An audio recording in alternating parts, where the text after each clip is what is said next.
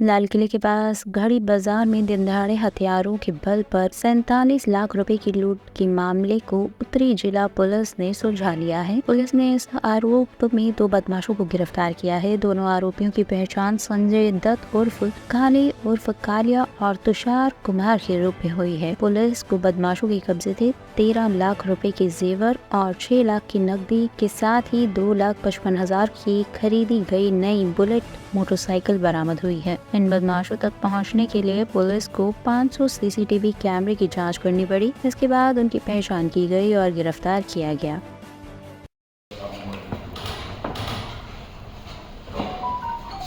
9 नवंबर को एक वारदात हुई थी जिसमें हमें इंफॉर्मेशन मिली थी कि न्यू लाजपत राय मार्केट में एक घड़ी का बिजनेसमैन था, उसकी बिजनेसमैन की दुकान थी।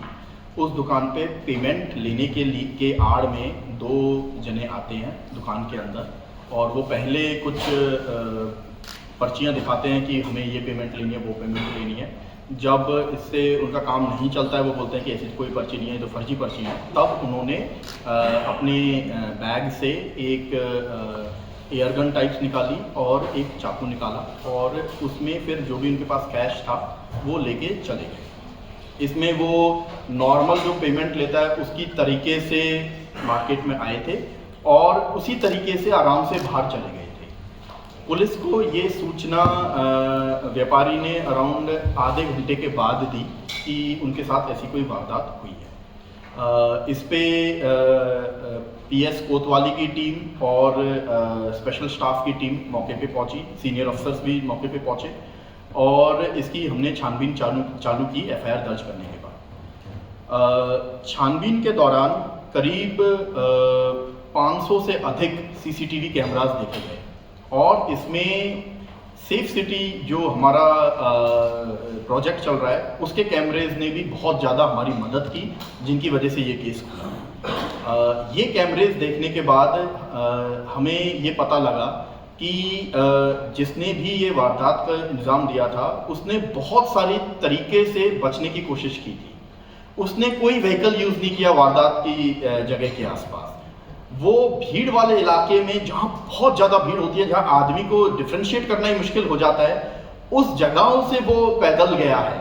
साथ ही साथ उसने पब्लिक ट्रांसपोर्ट का यूज़ किया है, शेयर्ड ट्रांसपोर्ट का, ताकि कुछ पता ही ना लग पाए कि वो किस तरीके से आया, किस तरीके से गया। साथ ही साथ उसने रोड के वहीं पे ही अपने कपड़े भी चेंज कर लिए थे ताकि हम जब ट्रैक भी करें तो कपड़ों से भी ट्रैक ना कर पाए।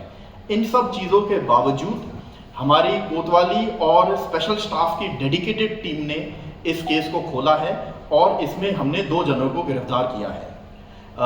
इनमें से एक है जो मेन रॉबर है, जिसने ये जो वेपन्स हैं वो दिखाए थे, और एक है जिसने ये मुखबिरी की थी, जिसने इंफॉर्मेशन पास ऑन की थी।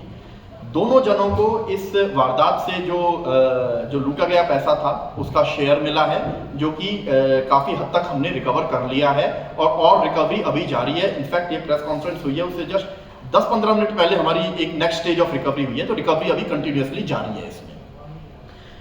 इसके साथ ही साथ ये केस खुलने के साथ ही साथ ये जो रॉबर्स थे ये पहले भी रॉबरी के केस में बंद हो चुके हैं, जबकि जो मुखबिर था उसके ऊपर अभी तक कोई इन्वॉल्वमेंट नहीं थी।